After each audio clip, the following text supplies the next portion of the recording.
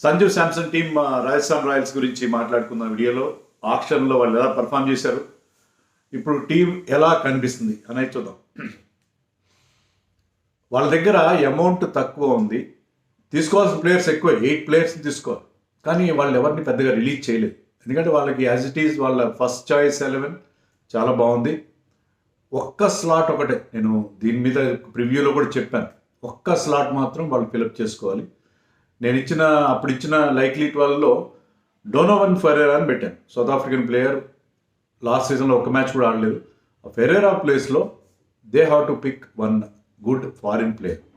అయితే team first 11 బ్రహ్మాండం set అయిపోతుంది. అది అందుకని వాళ్ళ దగ్గర అమౌంట్ కేవలం 14.5 కోట్లు మాత్రమే ఉంది.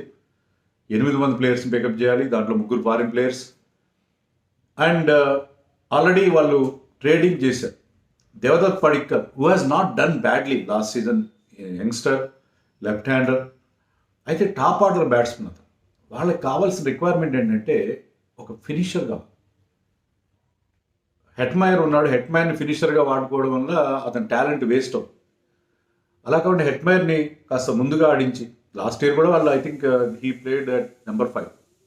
సో నెంబర్ 5లో ఆడించి హెట్మైర్ని ఫినిషర్గా మరొక బిగ్ హిట్టర్ని పెట్టుకుంటే టీంకి బ్రహ్మాండంగా ఉంటుందని చెప్పి వాళ్ళ ఐడియా. అందుకని ఏంటంటే వాళ్ళు, because they have already have Buttler, Hetmyer and Trent Boult, ఇంకొక ఫారిన్ ప్లేయర్ని బ్యాటర్నే పెట్టుకుంటే వాళ్ళకి బౌలింగ్లో ఎక్కువగా ఇండియన్ ప్లేయర్స్ని పెట్టుకోవాల్సి ఉంటుంది, ముఖ్యంగా ఫాస్ట్ బౌలింగ్. అందుకని వాళ్ళు దేవదత్ పడిక్కల్ లాంటి ఒక బ్యాట్స్మెన్ ఇచ్చేసి ఒక ఫాస్ట్ బౌలర్ని ఆవిష్కారం తీసుకున్నారు. లక్నో సూపర్ జెయింట్స్తో ఆ ట్రేడింగ్ చేసుకున్నారు, ట్రేడ్ ఆఫ్. దానివల్ల వాళ్ళకి ఇండియన్ బౌలింగ్ స్ట్రెంగ్ అయింది. Indian bowling already they have a very good Indian bowlers, Sandeep Sharma, Prasidh Krishna, Navdeep Saini, Kuldeep Sen లాంటి వాళ్ళు ఉన్నారు. Plus they have added Avesh Khan to their Arsenal. So వాళ్ళు ఇంకా స్ట్రాంగ్ అయ్యారు. So they need not go for second foreign fast bowler అనేది వాళ్ళ ఐడియా. సో దాని ప్రకారం వాళ్ళు ఆక్షన్లో వెళ్ళారు. వాళ్ళకున్న లిమిటెడ్ పర్స్తో వాళ్ళు I think they have done a good job. వాళ్ళు కావాల్సిన స్లాట్స్ ఫిలప్ చేసుకున్నారని నాకు అనిపించింది. వాళ్ళు తీసుకున్నది 5 మందినే, 8 మంది తీసుకోవాలి, 3 ఇండియన్ ప్లేయర్స్ని తీసుకోవాలి. ఎందుకంటే వాళ్ళు they dot it was not necessary. వాళ్ళ దగ్గర అమౌంట్ కూడా లేదు, 20 లక్షలు మిగిలింది, జస్ట్ 20 లక్షలు మిగిలింది. Can you imagine? 14.5 crores అంతా ఖర్చు పెట్టేశారు. So they got what they wanted. So ఒకరిద్దరు ప్లేయర్ తక్కువ ఉన్నాయి, ఇబ్బంది లేదు కదా, బ్యాకప్సే వాళ్ళు. సో దానికోసం వాళ్ళు బాగా చేస్తారు. కొన్ని స్మార్ట్ బైస్ కూడా ఉన్నాయి, అవన్నీ కూడా మనం మాట్లాడుకుందాం. సో వాళ్ళకి 3 ఫారిన్ ప్లేయర్స్ కావాలి కదా. 3 ఫారిన్ ప్లేయర్స్లో రోమన్ పవల్ ఫస్ట్ వచ్చాడు auction. First name, very first name among బ్యాట్స్మెన్ది సెట్ 1లో పెట్టారు. దాంట్లో రోమన్ పవల్ ఫస్ట్ నేమ్ వచ్చింది. ఫస్ట్ నేమ్ కొంచెం అతని కోసం వెళ్ళారు టీమ్స్. ఎందుకంటే అతను లోయర్ ఆర్డర్ బ్యాట్స్మెన్. అతని కోసం కానీ, అలాగే మనం డెరెల్ మిచెల్ కోసం కానీ ఎక్కువ టీమ్స్ ఎందుకు బిడ్డింగ్ చేశాయంటే, ఆల్ ద టీమ్స్కి ఆ రిక్వైర్మెంట్ ఉంది. లోయర్ డౌన్ ది ఆర్డర్ కాస్త బిగ్ హిట్టింగ్ చేయగల ప్లేయర్ కావాలి వాళ్ళకి. వీలైతే they should be able to give a couple of overs of medium pace also. So అలాంటి కేటగిరీలో even పవల్ can bowl a bit. అతనికి పేరు ముందు వచ్చింది. ఇతని పేరు రాగానే టీమ్స్ వెళ్ళాయి. బట్ 7.4 crores రాజస్థాన్ రాయల్స్ అని తగ్గించుకో ఎక్కువ అమౌంట్ పెట్టారు. వాళ్ళకున్న 14.5 crores హాఫ్ ద అమౌంట్ ఒక ప్లేయర్ మీద పెట్టారు. కానీ that is the slot they wanted to fill. So అది అక్కడ తీసుకున్నారు. తర్వాత వాళ్ళు ఎక్కువ అమౌంట్ పెట్టింది శుభం దుబే ఫ్రమ్ విదర్భ. మరీ యంగ్స్టర్ ఏం కాదు, 29 years అతనికి. 29 years Shubham Dube is left hander. Syed Mushtaq Ali ఈ సంవత్సరం జరిగిన సయ్యద్ ముష్తాక్ అలీ T20 టోర్నమెంట్లో అతను 221 runs చేశాడు 7 innings. ఆల్మోస్ట్ 190 స్ట్రైక్ రేట్ ఉంది. 190 స్ట్రైక్ రేట్ ఉంది కాబట్టి is a big hitter. Particularly ఒక మ్యాచ్లో బెంగాల్తో విదర్భ ఆడిన మ్యాచ్లో he came as a impact player.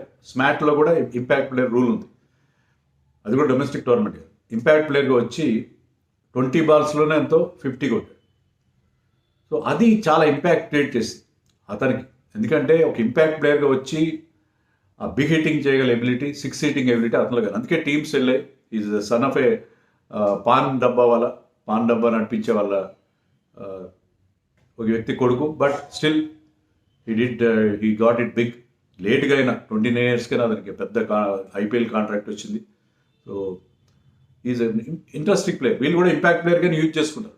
అంటే వాళ్ళకి ఆల్రెడీ ఉన్నారు అక్కడ. వాళ్ళకి ఆల్రెడీ రియాన్ పరాగ్, ధ్రువ్ జురెల్ ఉన్నారు. రియాన్ పరాగ్తో ప్రాబ్లం ఏంటంటే Riyan Parag never lived up to his rating. డొమెస్టిక్లో పులి అది. ఈసారి అయితే బ్యాటింగ్లో బౌలింగ్లో కూడా బ్రహ్మాండంగా షైన్ అయ్యాడు. డొమెస్టిక్లో అతను వన్ ఆఫ్ ది స్టార్స్. కానీ ఐపీఎల్ ఎందుకో అదే పర్ఫార్మెన్స్ని అతను రెప్లికేట్ చేయలేకపోతుంది. సో అందుకని అతనితో ప్రాబ్లం ఉంది. సో రియాన్ పరాగ్కి అతను బ్యాకప్గా ఉంటాడు. Dhruv Jurel he's done well. Dhruv Jurel late ఆర్డర్లో వచ్చి కూడా మంచి వికెటింగ్ చేయగలుగుతున్నాడు. సో ధ్రువ్ జురెల్, రియాన్ పరాగ్కి అతను బ్యాకప్గా ఉంటాడు. మోస్ట్లీ రియాన్ పరాగ్ కనుక ఈ సీజన్లో కూడా బాగా పర్ఫామ్ చేయకపోతే అందుకని వాళ్ళు అతని కోసం ఎక్విప్మెంట్. సో ఇంకా వాళ్ళ దగ్గర అమౌంట్ ఏం మిగలలేదు. మిగతా అంతా ల్యాక్స్లో తీసుకున్నారు. And smartest by happens to be that of Nandre burger. Nandre burger మీరు చూసారు కదా, ఈ నెల 14th నుంచి 26th మధ్య అతను 3 ఫార్మాట్స్లో కూడా ఇంటర్నేషనల్ డెబ్యూ చేశాడు. 14th I think T20 debut చేశాడు, తర్వాత వన్డే డెబ్యూ, మొన్న బాక్సింగ్ డే టెస్ట్లో ఇండియా అగేన్స్ట్గా ఇప్పుడు ఆడుతున్నాడు test match. So tall fast bowler, left arm bowler and works of good pace. 140, 145 bowling వేయగల బౌలర్. టెస్ట్ మ్యాచ్లో కూడా I was very very impressive. I think he picked up 3 wickets in India's first innings. So Nandre బర్గర్ని 50 లక్షలకి base ప్రైస్లో తీసుకున్నారు. ఇండియాలో ఎలాంటి అనుభవం లేదు, అతను ఇండియాలో షైన్ అవుతాడు. ఈ will be backup for Trent Boult. Foreign fast bowlers injury ఉంటుంది, అవైలబిలిటీ క్వశ్చన్స్ ఉంటాయి కొన్నిసార్లు. అందుకని బ్యాకప్గా నాండ్రే బర్గర్ని కేవలం 50 లక్షలు తీసుకున్నారు. వాళ్ళ దగ్గర అమౌంట్ లేని సందర్భంలో అలాంటి ఒక బౌలర్, మంచి ప్రామిసింగ్ టాలెంట్, యంగ్ టాలెంట్, వాళ్ళకి 50 లక్షలు రావడం చాలా చాలా వాళ్ళకి కలిసి వచ్చిందని చెప్పాలి. అలాగే they have picked up another interesting and important by ఏంటంటే టామ్ కోలర్ క్యాడ్మోర్. మీరు ఎవరైనా అబుదాబి T10 లీగ్ చూస్తే, నేనైతే T10 చూడను. నేను T10 అంటే నాకు ఐ హేట్ T10. బీసీసీఐ అది కండక్ట్ చేస్తే మనం ఏం చేయాలి, చూడాల్సిందే. నెక్స్ట్ ఇయర్ అక్టోబర్లో పోసే ఉంటుంది, సెప్టెంబర్ అక్టోబర్లో. ఆ T10 లీగ్లో అదరగొట్టేస్తారు. He never played for has not played for England so far. 29 years అతను కూడా. But a big hitter slogger అనుకుంటా బహుశా. కీపింగ్ కూడా చేయగలడు. వీళ్ళు కీపర్స్ ఆల్రెడీ 3 ఉన్నారు, Buttler, captain Sanju and Jurel. But కీపర్గా కాదు, బ్యాట్స్మెన్గా ఒక బట్లర్కి కానీ పవల్కి కానీ బ్యాకప్గా తీసుకున్నారు. బ్యాకప్గా ఇంజరీ కవర్గా తీసుకున్నారు.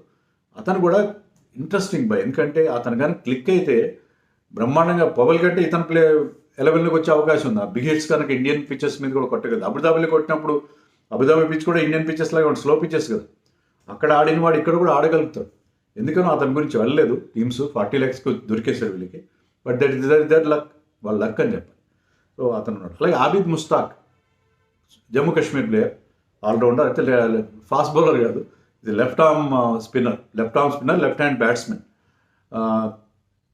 ఈవెన్ దులీప్ ట్రోఫీ టీంలో కూడా స్థానం సంపాదించాడు. అతను కూడా ఏజ్ ఎక్కువే ఉంది, బట్ గుడ్ ఆల్రౌండర్. వీళ్ళకి ఆల్రౌండర్స్ లేరు. వీళ్ళకున్న ప్రాబ్లం ఏంటంటే ఆల్రౌండర్స్. నేను లైక్ లేరు అని చెప్పినప్పుడు మీకు అర్థమవుతుంది.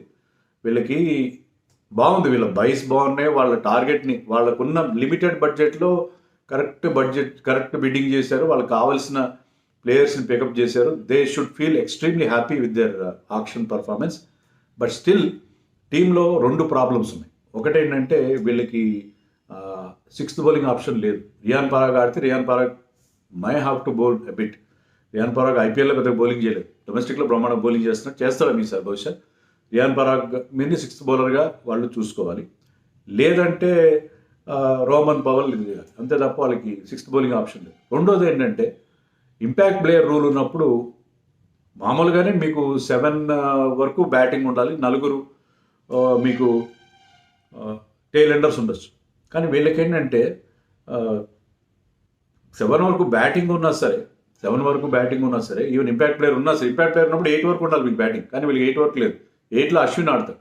Ashwin is not a big hit. Ashwin is not exactly suited for this format. ఒక మ్యాచ్లో రిటైర్డ్ అవుట్ అవ్వడం కూడా చూసాం, బిగ్ హిట్స్ కొట్టలే. సో అతను లేట్గా వస్తాడు. అశ్విన్ ఏంటంటే మళ్ళీ ముందుగా పంపించుకుంటే అతన్ని. వీళ్ళకి బ్యాటింగ్లో డెప్త్ లేకపోవడం, బౌలింగ్లో సిక్స్త్ బౌలింగ్ ఆప్షన్ లేకపోవడం, విత్ ఆల్ పర్చేజెస్ బ్యాకప్స్లో కూడా సరైన ప్లేయర్స్ లేరు వీళ్ళకి. అదే 2 ప్రాబ్లమ్స్ వీళ్ళకి ఏంటంటే ఆల్రౌండర్స్ లేకపోవడం ఇప్పటికి కూడా, రెండోది బ్యాకప్స్ సరిగ్గా లేవు, బ్యాకప్స్ పెద్ద ఇంప్రెసివ్గా లేవు వీళ్ళకి. అదొక్కటే వీళ్ళకి ప్రాబ్లం. లేకపోతే వీళ్ళకి ఢిల్లీ క్యాపిటల్స్ లాగానే వీళ్ళు కూడా వాళ్ళ టాప్ ఫోర్ అంటే ఆర్డర్లో కాదు, టాప్ 4 ప్లేయర్స్ ఉన్నారు కదా. వాళ్ళ క్యాప్టెన్ సంజు శాంసన్ మొన్న సెంచరీ కొట్టాడు వన్డేస్లో, అలాగే Buttler, Yashasvi Jaiswal is super form, plus Hetmyer. వీళ్ళ మీద ఎక్కువ డిపెండ్ అవుతారు. అలాగే ఢిల్లీ కూడా అలాగే చెప్తున్నారు, మార్ష్, పంత్, వార్నర్, పృథ్వీ షా మీద డిపెండ్ అయినట్టు వీళ్ళు కూడా ఆ టాప్ ఆర్డర్ మీద డిపెండ్ అవుతారు. అయితే వీళ్ళకి మంచి స్పిన్ బౌలింగ్ అటాక్ ఉంది కదా, అశ్విన్ ఉన్నాడు, చహల్ ఉన్నాడు, లాస్ట్ టైం కూడా they did extremely well. Plus they also have Adam Zampa కూడా ఉన్నాడు కాబట్టి వాళ్ళకి యాడమ్ జాంపా అన్ని మ్యాచ్లు ఆడకపోవచ్చు, కానీ స్పిన్ ట్రాక్స్లో యాడమ్ జాంపాని పెట్టుకొని వాళ్ళు they may have to drop somebody like Roman power. అప్పుడు శుభం దుబే డైరెక్ట్గా 11లోకి వచ్చే అవకాశం ఉంది. సో అలాంటి ఏర్పాటు కోసం శుభం దుబేని వాళ్ళు రోమన్ పవర్ని తీసుకున్నారు. సో లైక్లీ 11 చూడండి మీరు, లైక్లీ 11లో మనకి Jos Buttler, Yashasvi Jaiswal open చేస్తారు, లెఫ్ట్ రైట్ కాంబినేషన్. బట్లర్ అంత గొప్ప ఫామ్లో లేడు of late, but he's a class act. ఏదో ఒక పాయింట్లో ఫామ్లోకి వస్తారు, అతని విషయంలో ఎవరు ఇబ్బంది పడాల్సిన అవసరం లేదు. Sanju Samson at 3, Riyan Parag at 4, Hetmyer at 5, Dhruv Jurel at 6. So ఇది సార్టెడ్ ఉంది వాళ్ళకి, 6 వరకు బాగుంది. పవల్ కానీ క్లిక్ అయితే పవల్ ఆ బిగ్ హిట్టింగ్ చేయగలడు. మనకు తెలుసు ఢిల్లీకి ఒక మ్యాచ్లో 4-5 సిక్స్లు కొట్టిన సందర్భం కూడా ఉంది మనకి. So Powell at 7, Ashwin at 8, 9లో ఆవేష్ ఖాన్, 10లో బోల్ట్. వీళ్ళకి ఎక్కువ అదే ప్రాబ్లం ఏంటంటే వీళ్ళందరూ టేల్ అండర్స్, ఆవేష్ కానీ బోల్ట్ కానీ, ప్రసిద్ధ్ కృష్ణ లేకపోతే Sandeep Sharma is better bet. Prasidh Krishna is leaks too many runs. అతన్ని అప్ ఫ్రంట్లో బౌలింగ్ వేస్తే బాగానే వేస్తాడు, బట్ డెత్ ఓవర్స్లో అతను కానీ సందీప్ కానీ they go for plenty.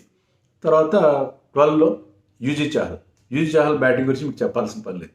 So వీళ్ళకి అదే ప్రాబ్లం. మీరు చూడండి, వాళ్ళకి 5 మంచి బౌలర్స్ ఉన్నారు కానీ, గన్ బౌలర్స్ ఉన్నారు కానీ, బ్యాటింగ్ సిక్స్త్ బౌలింగ్గా మనకి రియాన్ పరాగ్ మీదనో లేకపోతే వాళ్ళు పవల్ మీదనో డిపెండ్ కావాలి.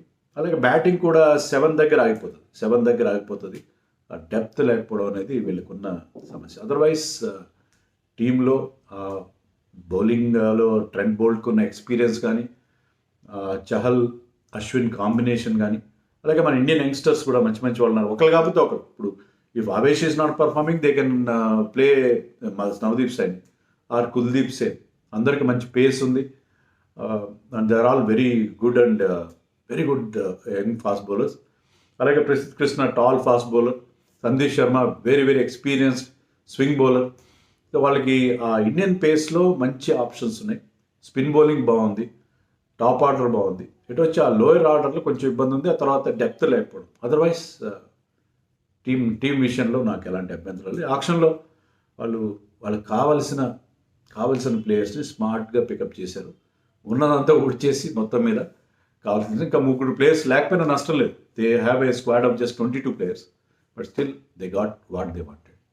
మరి వీళ్ళ స్క్వాడ్ గురించి మీరు ఏమనుకుంటున్నారో నాకు కామెంట్స్లో చెప్పండి.